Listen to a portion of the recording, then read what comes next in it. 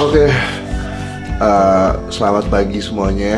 Jadi di sini itu sekitar jam 5 kurang 15, berarti jam 4 kalian.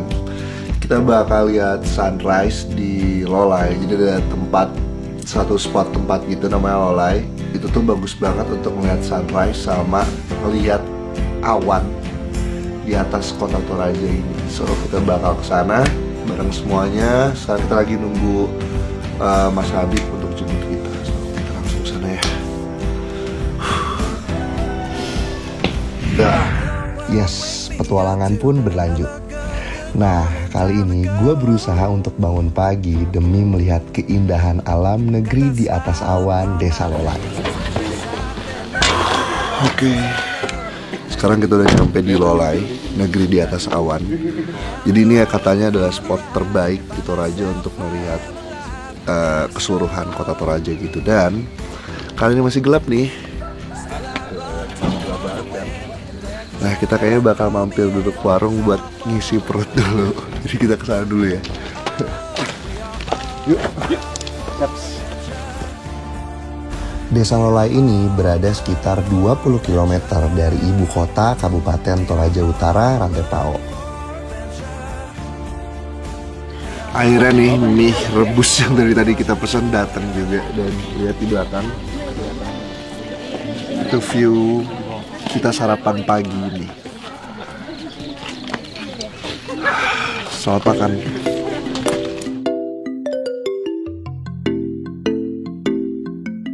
If I take you down, would you really hold me down and be your best friend? She just wanna hit me with a quickie by the pool and I'm like, yes ma'am. Gila, kakak artis. Rekam dulu kasih lihat. Diri kali now. Diri. Ya. Jadi pun ganti. Jadi kan oh, Sebelah ngantuk.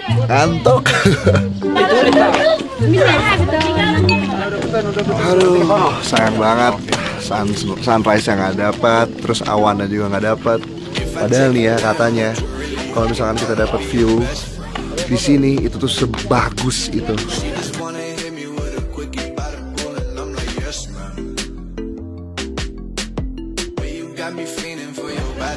Mungkin next time kalau misalkan kita ke Toraja lagi harus mampir ke sini, harus dipantengin terus setiap hari kayaknya ya.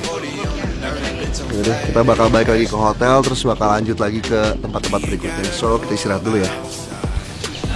Hola, hari ini adalah hari kedua kita di Toraja dan sekarang gue udah sampai di pintu masuknya Londa. Jadi Londa ini itu semacam pemakaman juga. Cuman uniknya di sini adalah pemakamannya itu di dalam goa. Nah, kalau nggak salah nih, gua ini tuh udah berusia ratusan tahun. Jadi udah banyak banget mayat-mayat di dalam sana. Dan kalau nggak salah nih, panjangnya itu sekitar 1 km. Panjang banget. So, kita langsung masuk ke dalam aja ya. Londa. Siapa sih yang nggak tahu Londa? Londa ini adalah salah satu objek wisata yang wajib banget dikunjungin kalau ke Toraja.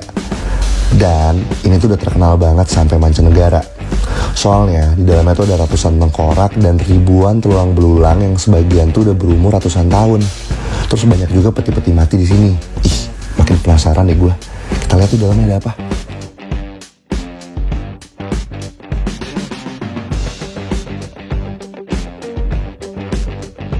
Tapi sebelum kita masuk ke dalam, foto-foto dulu kali ya.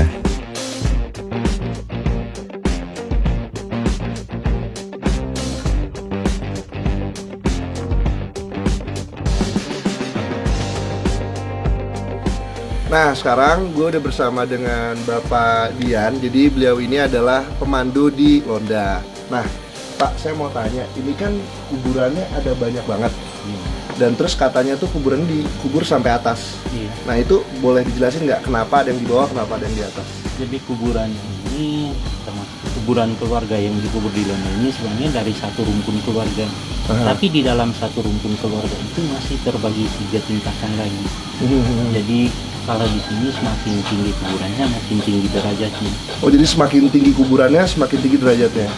Jadi Oh, di sana itu ada patung yang ada di sana itu gambaran dari orang bangsawan di sini meninggal. Dan rata-rata yang dibuatkan patung di atas itu mayatnya ditaruh di puncak. mayatnya ditaruh di paling puncak. Iya. Oh, jadi patung yang di sebelah sana itu mayatnya ditaruh di paling puncak karena mereka itu adalah bangsawan di sini. Udah kalau gitu kita boleh lihat-lihat ke dalam nggak, Pak? Jadi kalau kita masuk di gua sebelah sana Oh, karena guanya di masuk sebelah sana. di sini ada 2 goa, Aha. yang sebelah sana dengan yang sebelah sini. Gua ini sebenarnya bisa tembus, tapi kalau misalnya kita mau tembus nanti kita harus merangkak sekitar 20 meter lebih. 20 meter lebih merangkak. Iya. Wow. Oh, oke deh kalau gitu kita langsung coba masuk aja, Pak ya. Gua ini telah berumur ratusan tahun dan masih digunakan sampai sekarang. Gua ini memiliki panjang 1 kilometer dan di dalamnya sama sekali tidak ada penerangan. Kontur goa dipenuhi stalagmit dan stalaktit yang ngebuat beberapa bagian goa hanya setinggi 1 meter. Dan kita harus jalan membungkuk. Perjalanan menjelajahi Gua Londa ini adalah pengalaman luar biasa buat gua. Karena gue belum pernah nemuin di tempat lain.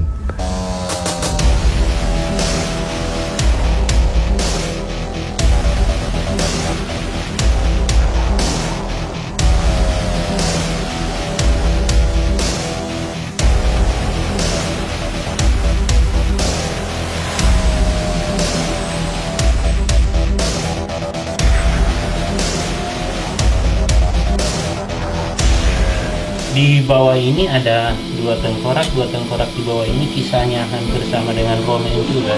Jadi dulunya mereka mau menikah tapi tidak direstui, akhirnya mereka bunuh diri sama-sama dengan cara gantung diri dari pohon. Mereka tidak direstui karena mereka masih sepupu 1 kali. Jadi kalau orang di sini sepupu 1 kali masih dianggap saudara kandung, jadi memang masih dilarang. Dan kejadiannya tahun 72. Kita semua belum lahir kayaknya kalau tahun 72 ya. Yang pasangan Bu, yang kedua kayaknya. Oke, jadi ternyata kisah Romeo and Juliet itu nggak cuma ada di film-film doang. Ternyata di Toraja pun, di daerah sini pun ada ternyata kisah nyatanya. Nah, terus di depan sana katanya kita bisa jalan muterin si gua ini, cuman harus ngerangkak jalannya. Nah, gimana yang lain nih? Pada mau ngerangkak nggak? Kayaknya karena kita masih panjang nih perjalanan, kita kayaknya keluar lagi, kita muter dari pintu keluar kali ya, ya Pak ya? Oke, kalau gitu kita keluar lagi, kita masuk ke pintu sebelah yang tadi. Nah, uniknya di sini dari tadi gue sama sekali nggak mencium bau-bau mayat gitu loh, ya Pak ya? Jadi benar-benar di dalam itu, maksudnya kan di dalam gua ya, terus banyak banget mayat, tapi nggak ada sama sekali bau mayat gitu Pak. Itu kenapa sih Pak? Karena memang sudah dibalsem dengan ramuan-ramuan tradisional. Dan sekarang ada juga yang disuntik dengan formalin. Disuntik formalin juga. Jadi memang jadi tidak ada aromanya ya Pak ya. Dan katanya nih ya di sebelah sini itu lebih banyak lagi mayatnya, dan kita coba nih ya bakal ada aroma atau tidak. Langsung masuk sebelah Pak ya.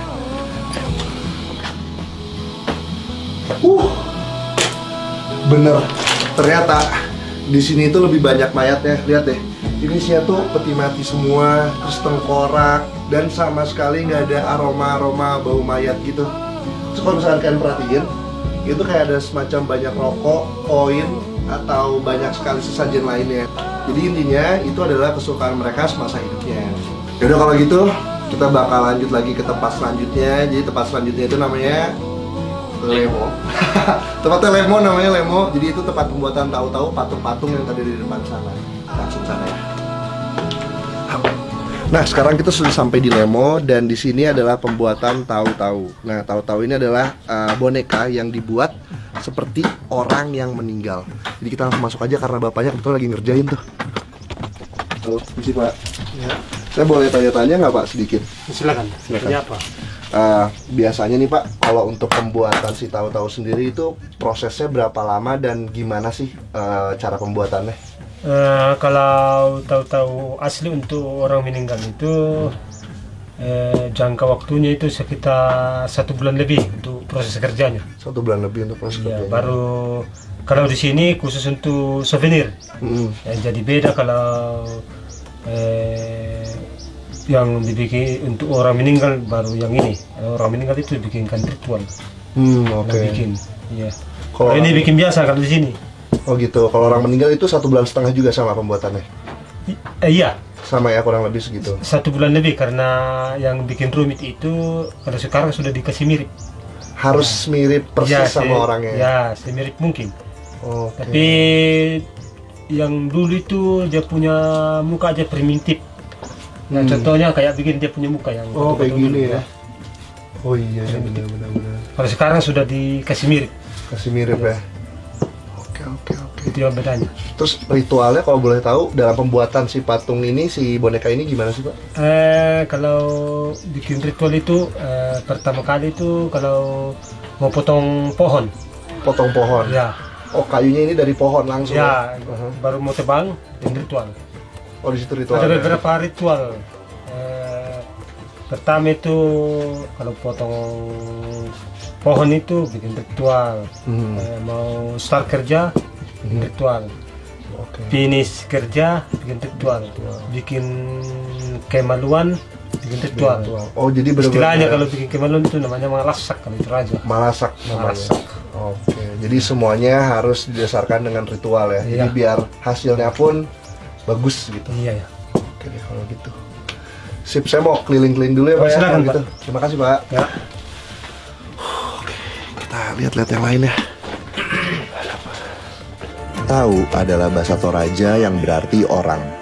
Tahu-tahu secara harafiah itu berarti orang-orangan. Nah, mereka yang meninggal dibuatkan replikanya dalam wujud orang-orangan atau patung. Dan pembuatannya itu harus dilakukan langsung di dekat jenazah. Serem juga ya. Setelah tadi kita melihat proses pembuatan patung untuk orang mati di Lemo, sekarang kita sudah sampai di tempat yang punya patung juga, tapi ini adalah patung Yesus tertinggi di dunia. Ini adalah Buntu Burake. Tanah Toraja sekarang itu nggak dikenal dengan wisata budaya dan kulinernya doang, tapi juga memikat dengan paduan alam dan atraksi kreasi manusia. Seperti ini nih, Bukit Buntu Burake. Bukit yang dikelilingi pemandangan elok Toraja dengan patung Yesus Kristus raksasa. Jadi kalian nggak usah jauh-jauh ke Brazil, di Toraja juga ada kok.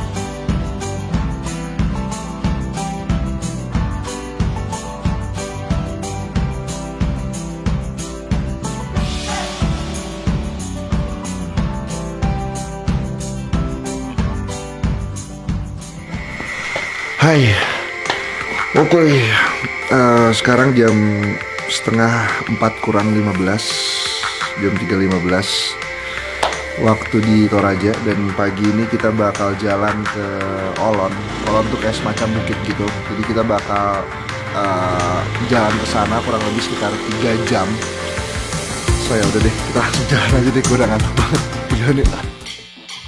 Buat kalian yang pengen pergi ke Olon, gue saranin harus pergi dari jam 3 pagi, kayak gue sekarang nih.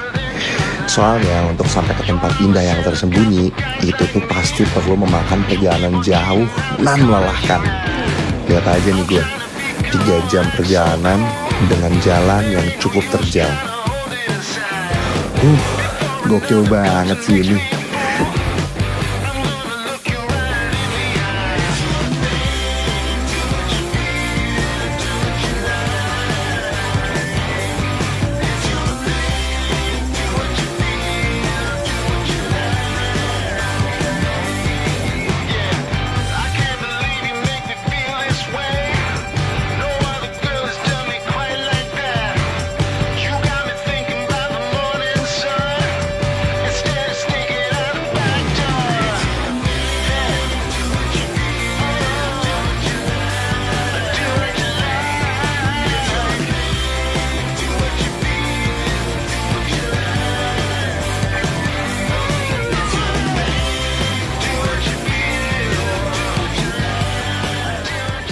Good morning from Hidden Paradise in Toraja. Ternyata bukan cuma kuliner dan wisata adat aja yang bisa kita nikmatin di Tanah Toraja. Tapi ada surga lain yang tersembunyi bernama Bukit Olon.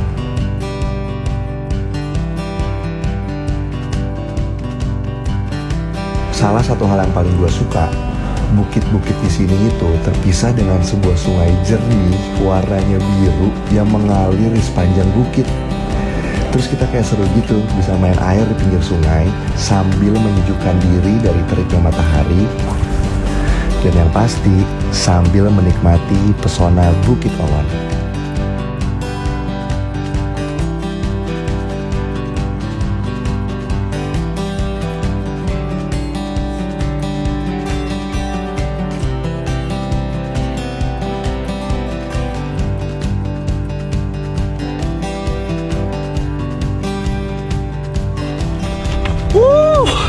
This is it guys, Olon, surganya Toraja. Wow, ini gokil banget, lihat deh pemandangannya.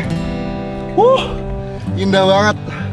Tadi itu perkampungan yang ada di bawah tadi, yang kita lewatin, itu persis banget di bawah sana. Dan kita sekarang udah ada di atasnya, bisa ngeliat seluruh pemandangan indah di atas ini.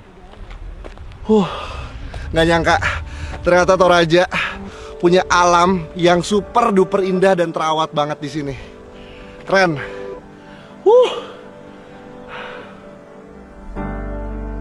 Kebahagiaan yang kita rasakan belum sempurna rasanya sebelum kita merasakan kebahagiaan yang timbul karena merasakan keindahan alam.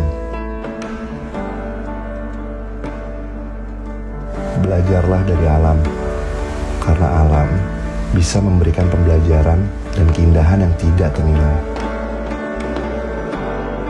Terima kasih ya Toraja untuk semua pembelajarannya. Sampai bertemu lagi ya di perjalanan selanjutnya.